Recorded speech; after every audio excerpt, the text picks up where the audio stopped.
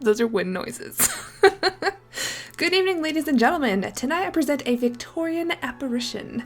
I have two looks for you tonight. One is a more subtle Marie Antoinette, and the other is a drippy, freaky mess. I hope you enjoy, and remember, everything is listed in the description down below. Thank you.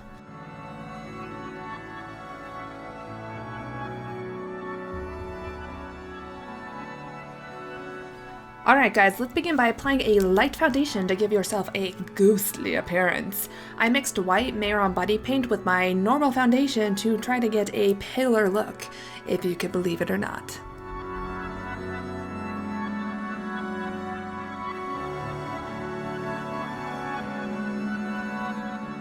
Now that you got your pale complexion down, go ahead and start highlighting. I'm taking my white Mehron body paint once again and highlighting my chin, nose, forehead, and under my eyes. Don't forget to drag it down onto your chest and your arms where needed.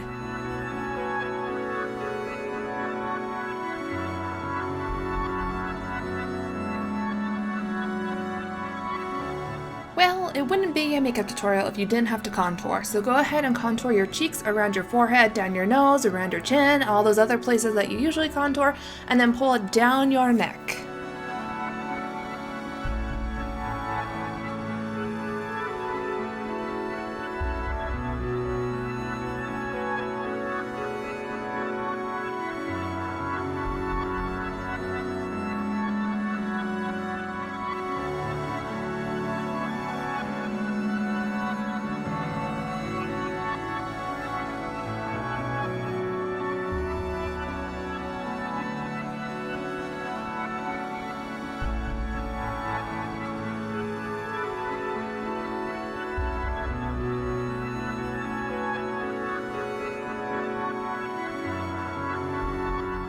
This bit is completely optional, but I wanted to make it look like I was more hollowed out in the chest because I'm a ghost, and so I want to be a skinny one apparently. So go ahead and add your rib lines and shade in closer to the center so they look more hollowed, and don't forget to shade all around your body and stuff.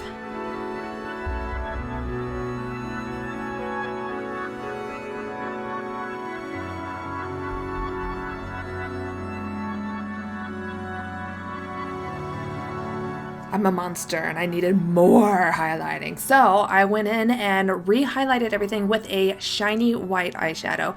This is completely optional. I just wanted my highlights to be a little more shimmery and to stand out a bit more. I also did this on the chest areas, on my shoulders, so just do whatever feels right or looks good for you. You can't have this big powdered wig on and not have super rouged cheeks, so go ahead and take any blush of your choice. In my case, I'm using eyeshadows, and really pack on that pigment and let them be super bright.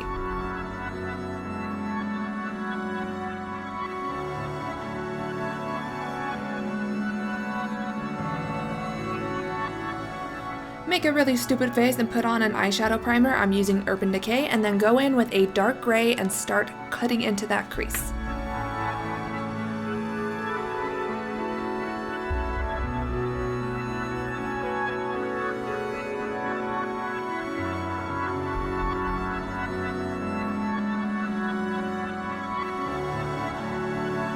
Then afterwards, take a rust color and then go ahead and put that into the crease as well. It's going to give it a more spooky, grungy looking vibe, and we don't want it to look too polished. Go ahead and drag what's left on your brush down your nose, and then take a white and put it all over your lids and in your inner corner.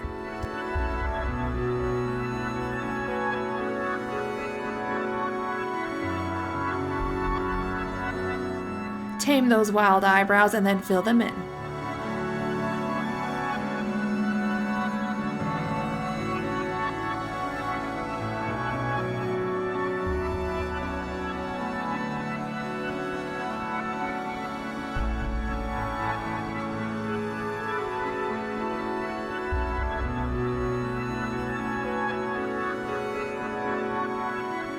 This is completely optional, but I went ahead and added a subtle hint of gold on my inner corner on the top and the lower, and that's it.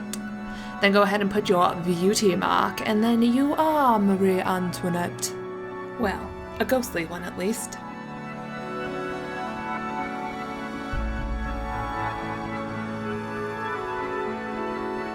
If you want to be a pretty Marie Antoinette or Victorian gal, go ahead and stop here, but I like to look at my worst at all times, so let's go ahead and make our ghoulish looking Victorian.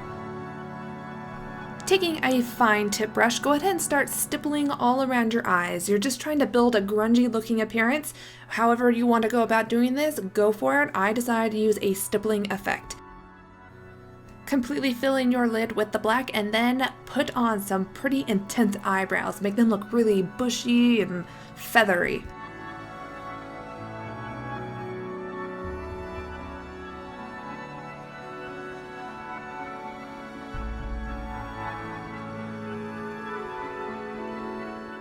Go ahead and gross everyone out and line your eyes with white. And go ahead and darken up wherever you wanted. I wasn't happy with my contour's level of darkness, so I went ahead and bumped it on up.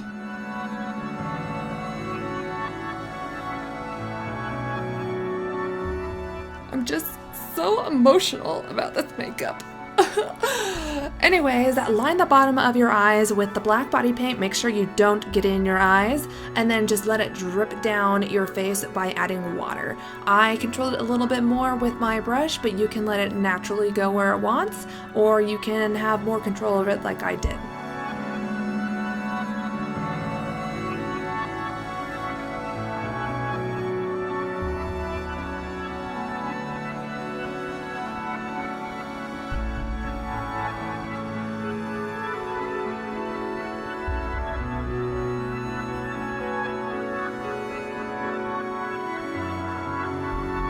I wanted my lips to be pretty intense too, so I lined the top with black body paint, and then I did the same drippy effect on the lower lip.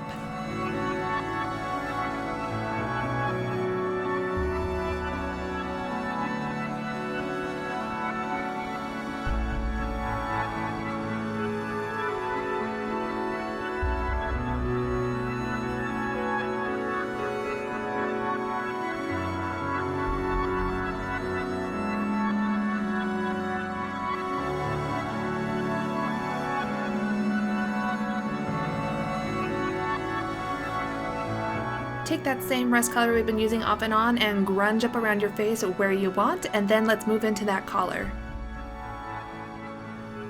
This part is all about precision, so slow down and take your time. That's what's going to make it look clean, and it's going to make it look its best. I didn't want to make you guys sit through this entire thing here, so go ahead and put 4 lines down your neck connecting to those endpoints, and then just crisscross across, and then take the back of a brush and put the dots all the way up each side, and then you're just connecting them with a little line. So we're making like a faux lace look.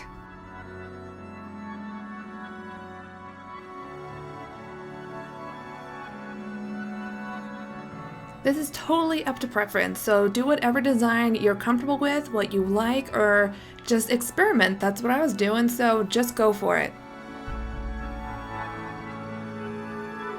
I wanted to mix things up on the sides since I didn't want everything to be exactly the same. So go ahead and put lines all the way across, all the way up to the top of your neck, and then you're going to take little dots again and run them down the center and connect them with one single line.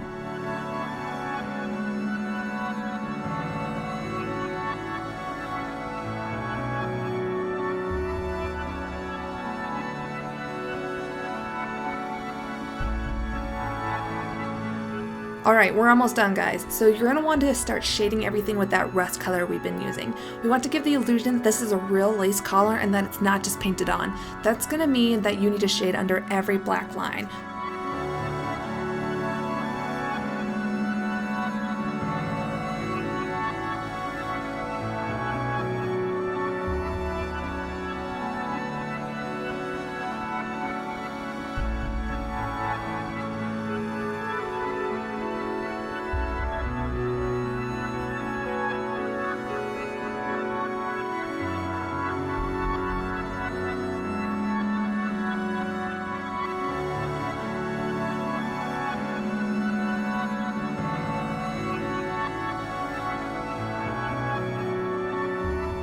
Woo, you're done. So go ahead and take that pink and rust color and let's put it on your shoulders to give yourself a little more color.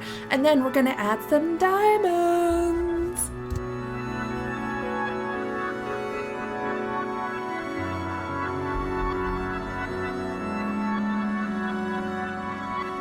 Now you're done and bedazzled! Look how cool you are! I hope you've enjoyed this video, and if you recreate it, please share it with me. I'm on social media under Makeup by Jupiter Falling.